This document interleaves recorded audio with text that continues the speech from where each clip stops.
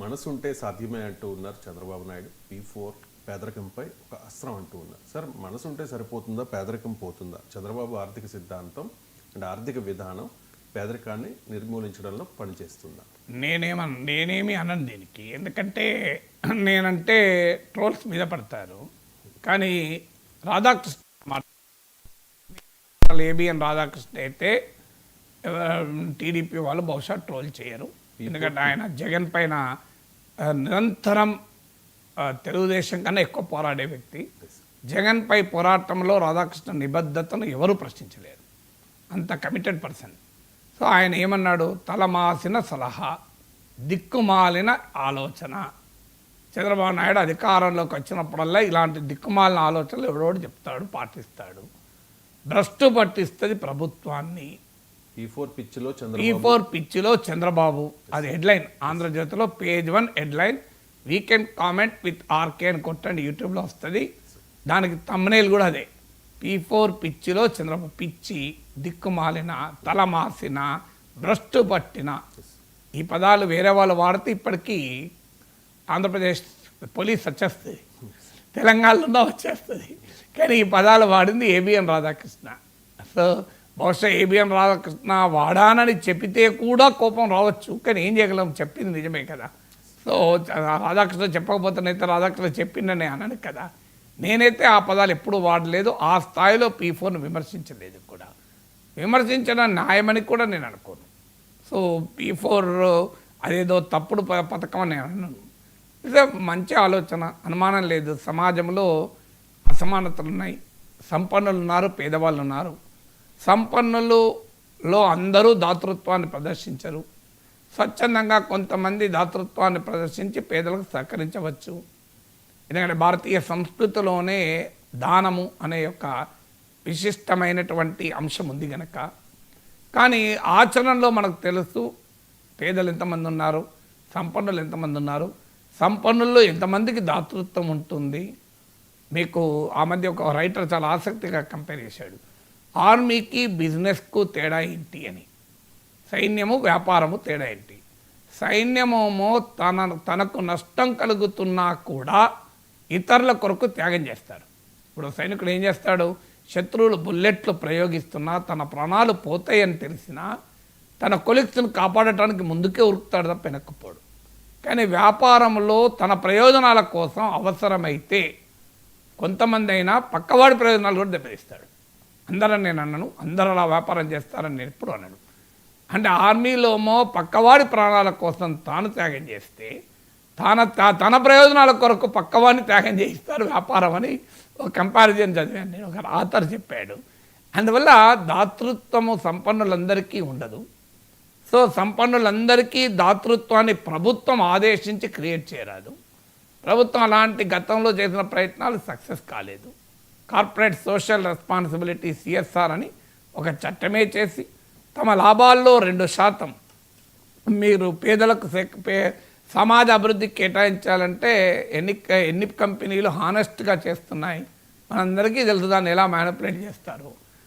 ఇక అన్ని మతాలు, మీరు ప్రతి మతంలోనూ ఉంటుంది మీకున్న దాంట్లో కొంత ఇవ్వండి అని. కానీ మతాన్ని రోజు విశ్వసించి ఆచరించే వారు కూడా ఎంతమంది మతంలో చెప్పినా, అన్ని మతాల్లో చెప్పినా ఈ గుణాన్ని, దాన గుణాన్ని ఆచరిస్తున్నారు. అందువల్ల ప్రాక్టికల్గా అది జరగదు. కొంత మేరకు జరుగుతుంది, కాదని అనను.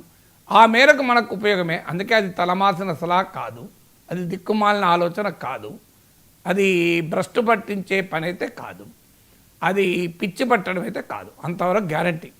అందుకే రాధాకృష్ణతో నేను విభేదించేది. ఎందుకంటే ఆ మేరకు అది ఉపయోగమే, కాదని ఎవరంటారు? ప్రభుత్వం ఒక ఫెసిలిటేటర్గా ఉండి చేయొచ్చు. కానీ రియాలిటీలో ఏం జరుగుతుంది? ఓ మిత్రుడు, తెలుగుదేశానికి అనుకూల మిత్రుడే, ప్రముఖుడు ఒక ఆయన ఫోన్ చేసి నాకు చెప్పాడు, సార్ మీరు గమనించారో లేదో, మీరు చంద్రబాబు నాయుడు P4 సమావేశం పెడితే వేదిక పైన చంద్రబాబు నాయుడు ప్రభుత్వం ద్వారా కాంట్రాక్ట్లు పొందే పెద్దలు కూడా ఉన్నారు. వాళ్ళు కాంట్రాక్ట్లోమో డబుల్ రేట్లేసి రాష్ట్ర ఖజానా నుంచి దోచుకుంటున్నారు. అందులో 5 పైసలు 2 పైసలు మళ్ళీ P4కి ఇస్తున్నారు అని ఓ మిత్రుడు చెప్పాడు. నేనేం వెరిఫై చేయలేదు, కానీ చెప్పిన మిత్రులు మీరు వెరిఫై చేసుకోండి. సో మీకు పోలవరంలో కాంట్రాక్టులు తీసుకున్న వాళ్ళు, అమరావతిలో కాంట్రాక్టులు తీసుకున్న వాళ్ళు, రాష్ట్ర ప్రభుత్వంతో కాంట్రాక్టులు తీసుకొని డిస్ప్రపోర్షనేట్గా లాభం పొందిన వారు P4లో మార్గదర్శకులుగా ఎంతమంది అయ్యారు, వారు ప్రభుత్వ ఖజానా నుంచి ఎంత లాభం పొందారు, P4కు ఎంత ఇస్తున్నారో ఒకసారి లెక్క తీయండి. ఇదైతే లెక్క తీస్తే తేలిపోతుంది కదా. లేదు ప్రభుత్వంతో కాంట్రాక్టులు చేసిన వాళ్ళు ఎవరు P4లో లేరు అని చెప్పమనండి, అభ్యంతరం లేదు. So this has to be verified. నేను చెప్పాను, నేను మీకే వదిలేస్తున్నా, ప్రేక్షకులకే వదిలేస్తున్నా.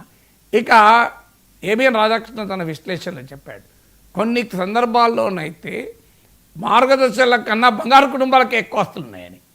అంటే పేదవాళ్ళు, బంగారు కుటుంబాలు పేదవాళ్ళు వాళ్ళకే ఎక్కువ వస్తున్నాయని కూడా రాశాడు ఆయన. నాకు తెలియదు, మనకందరికీ తెలుసు ఏలూరులో డిఈఓ కలెక్టర్ ఆదేశాలు ఉటంకిస్తూ హెడ్ మాస్టర్లను మార్గదర్శకులుగా కమ్మన్నారు. హెడ్ మాస్టర్ జీవితం అంతా సంపాదించినా ఎంత త్యాగం చేయగలుగుతాడండి? హెడ్ మాస్టర్కి ఉండే వనరులు ఏంటి? మా నాన్న కూడా హెడ్ మాస్టర్గా పనిచేశాడు. పోనీ అప్పటితో పోలిస్తే ఇప్పుడు జీతాలు పెరిగాయి.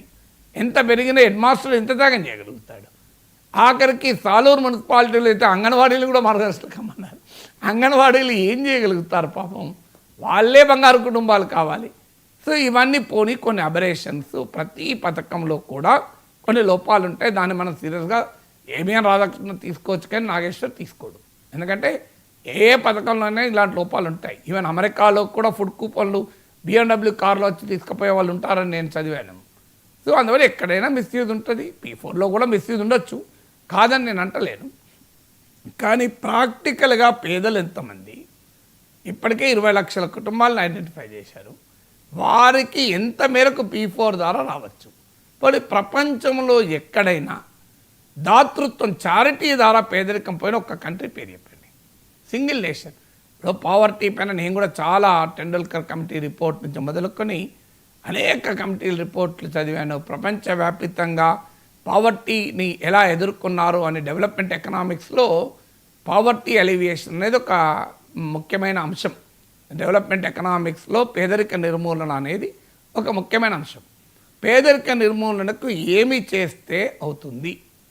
దీనికి రకరకాల ఆర్థిక సిద్ధాంతాలు ఉన్నాయి. మార్క్సియన్ ఎకనామిక్స్లో ప్రొడక్టివ్ ఫోర్సెస్, ఉత్పత్తి సాధనాలు సమాజపరం ఉండాలి, సమాజ యాజమాన్యంలో ఉండాలి అనేది మార్క్సియన్ ఎకనామిక్స్. అది సోవియట్ యూనియన్లో అమలు చేశారు, కొంత సక్సెస్ అయ్యారు, కొంత ఫెయిల్ అయ్యారు. చైనా వాళ్ళు దాన్ని మార్చి సోషలిస్ట్ మార్కెట్ ఎకానమీ అని మార్క్సిజాన్ని, క్యాపిటలిజాన్ని మేళవించారు. ఆడవాళ్ళు కొంత విజయం సాధించారు డెంగ్ జియాపింగ్ సంస్కరణల మూలంగా. అదొక మార్గం. Adam Smith the Wealth of Nations రాశాడు. ఇందులో Adam Smith the Wealth of నేషన్స్లో చెప్పింది, మీరు సంపద సృష్టి కార్పొరేట్ వ్యవస్థల్ని బలోపేతం చేసి స్వేచ్ఛా మార్కెట్ను అమలు చేస్తే ఫ్రీ మార్కెట్ ఆటోమేటిక్గా పావర్టీని తగ్గిస్తుంది అన్నాడు. లెజర్ ఫేర్ ఎకనామిక్ మోడల్ అంటారు. కానీ అది కూడా ప్రపంచంలో చాలా చోట్ల అమలు చేసినా అమలు కాలేదు. తర్వాత పర్కలేషన్ థియరీ అని వచ్చింది, డామినెంట్ పారాడిమ్ అంటారు. ఇది పర్కలేషన్ థియరీ ఆఫ్ మోడల్ ఏంటంటే, మీరు సంపద సృష్టిస్తే అది ఆటోమేటిక్గా కింది దాకా పోతుంది. If you create prosperity, poverty will go. మీరు సంపద సృష్టిస్తే అది దానంతట అదే కిందికి పర్కలేట్ అవుతుంది అని.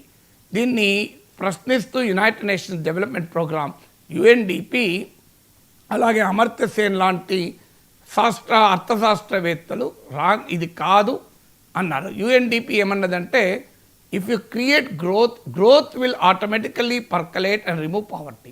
మీరు వృద్ధిని సాధించండి, అది దానంతటదే దిగువకు వెళ్ళి పేదరికాన్ని నిర్మూలిస్తుంది అన్నది థియరీ. కానీ ఇది నిజం కాదు.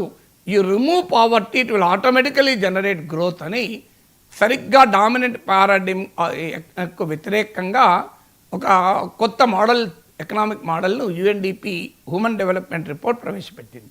అంటే మీరు అభివృద్ధిని సాధిస్తే దానంతటదే పేదరికం పోదు, పేదరికాన్ని నిర్మూలించండి, అభివృద్ధి దానంతటదే సాధ్యమవుతుంది అని చెప్పారు. దీన్నే మీకు UNDP హ్యూమన్ డెవలప్మెంట్ థియరీ అంటారు. ఆ తర్వాత Amartya Sen growth, social justice పైన, ఆన్ ఇన్ఈక్వాలిటీస్ రీవిజిటెడ్, ఎకనామిక్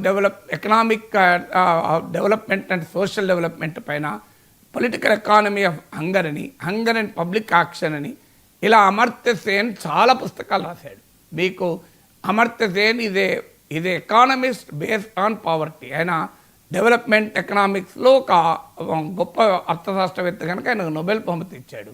ఆయనే అన్నాడు, ప్రపంచంలో అర్థశాస్త్రవేత్తలు విజయవంతుల విజయగాథల్ని కీర్తిస్తే నేను అంతగా విజయం సాధించలేని అభాగ్య జీవుల ఆర్థిక చరిత్రను రచించాను అన్నాడు. Economics mainly deals with the success stories the most successful people, but I deal with those who could not fare well అన్నాడు. సో అలాంటి ఎకనామిక్స్లో ఆయన చెప్పింది inequalities are root cause of poverty. One form of inequality will lead to another form. Educational inequality will lead to income inequality. అంటే అసమానతలు పేదరికానికి మూలము. ఒక రకమైన అసమానత మరో రకమైన అసమానతకు దారితీస్తుంది. విద్యాపరమైన అసమానత ఆదాయపరమైన అసమానతకు దారితీస్తుంది అని ఆయన ఇన్కమ్ పావర్టీ, హ్యూమన్ పావర్టీ అనే కాన్సెప్ట్ను ప్రవేశపెట్టినందుకు ఆయన నోబెల్ బహుమతి వచ్చింది. అంటే economic development do not automatically lead to social development, but higher levels of economic development are essential to sustain higher levels of social development అంటాడు. అంటే ఆర్థిక అభివృద్ధి దానంతరదే సామాజిక అభివృద్ధికి దారితీయదు. కానీ అధిక సామాజిక అభివృద్ధిని నిలబెట్టాలంటే ఆర్థిక అభివృద్ధి అవసరము అంటాడు. సో ఎకనామిక్ డెవలప్మెంట్కు సోషల్ డెవలప్మెంట్కు మధ్య ఒక థియరీని అమర్త్య సేన్ ప్రవేశపెట్టి ప్రపంచంలో కొన్ని దేశాల ఉదాహరణ చెప్తాడు. చెప్పి the left wing ideological commitment in China, Cuba and Vietnam, the progressive capitalism in south Korea, the impact of Buddhist tradition and Japan and a concerted public action in countries like Jamaica, Costa Rica, Sri Lanka made a difference అని చెప్తాడు. అంటే China, Cuba, వియత్నాంలో వామపక్ష సైద్ధాంతిక నిబద్ధత, జపాన్లో బౌద్ధమత ప్రభావము, దక్షిణ కొరియాలో ప్రగతిశీల పెట్టుబడిదారీ విధానము, జమైకా, కోస్టారికా, శ్రీలంకలలో ఒక ప్రజా కార్యాచరణ ద్వారా విజయాలు సాధించారు అని చెప్తాడు. ఇది అమర్త్య సేన్ చెప్పాడు హ్యూమన్ పావర్టీ, ఇన్కమ్ పావర్టీ గురించి. ఇలా రకరకాల సిద్ధాంతాలు అర్థశాస్త్రంలో ఉన్నాయి. ఎక్కడ నేనైతే P4 సిద్ధాంతం అంటే చారిటీ ద్వారా పావర్టీని రిమూవ్ చేసిన అనుభవం అయితే ఎక్కడా లేదు. So but I don't know, నాకున్న అవగాహన తక్కువ. చంద్రబాబు నాయుడు తెలిసినంత అర్థశాస్త్రం నాకు తెలియదు. నేను I'm not a student of economics, I'm student of electronics. So అందువల్ల Chandrababu Naidu is the student of economics. ఆయన ఎంఏ ఎకనామిక్స్ చేశాడు, నేను ఎలక్ట్రానిక్స్ చదివిన విద్యార్థిని. అందువల్ల I'm ready to be educated. నేను వినమ్రంగా చెప్పగలను, please show me one economic model which tells charity will remove poverty. దాతృత్వం ద్వారా పేదరికాన్ని నిర్మూలించవచ్చు అని నిరూపించిన ఆర్థిక సిద్ధాంతం ఏంటి? ఇప్పుడు అభిజిత్ బెనర్జీ అనే అర్థశాస్త్రవేత్త, MIT economist, Masters Institute of Technology, ఇటీవల నోబెల్ బహుమతి వచ్చింది అభిజిత్ బెనర్జీ అండ్ ఆర్థర్ డిఫ్లర్కు. సో వీళ్ళిద్దరూ randomize clinical trial approach to public policy అని కొత్తదాన్ని ప్రతిపాదించారు, RCT అప్రోచ్.